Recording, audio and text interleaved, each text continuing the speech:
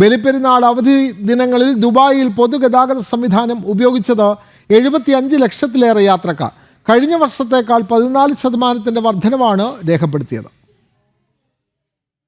June 5 മുതൽ 8 വരെയുള്ള 4 ദിവസത്തെ ബലിപ്പെരുന്നാൾ അവധി ദിവസങ്ങളിൽ ദുബായിൽ പൊതുഗതാഗത സംവിധാനം ഉപയോഗിച്ചത് 75.8 ലക്ഷം യാത്രക്കാർ.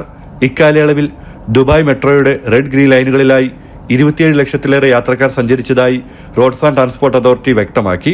ദുബായ് ട്രാമിൽ 1,20,000-ഓളം യാത്രക്കാർ സഞ്ചരിച്ചു. പൊതുബസ്സുകൾ ഏകദേശം 16 ലക്ഷം പേർക്കാണ് സേവനം നൽകിയത്. ജലഗതാഗതത്തിൽ 3 ലക്ഷം പേർ യാത്ര ചെയ്തു. ടാക്സി സേവനങ്ങൾ പ്രയോജനപ്പെടുത്തിയത് 21 ലക്ഷം പേരാണ്. ഷെയർഡ് മൊബിലിറ്റി സർവീസുകൾ 5 ലക്ഷം യാത്രക്കാരും പ്രയോജനപ്പെടുത്തിയെന്ന് RTA അറിയിച്ചു.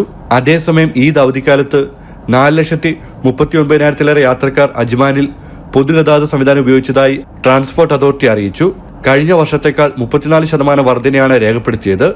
ജനം, ദുബായ്.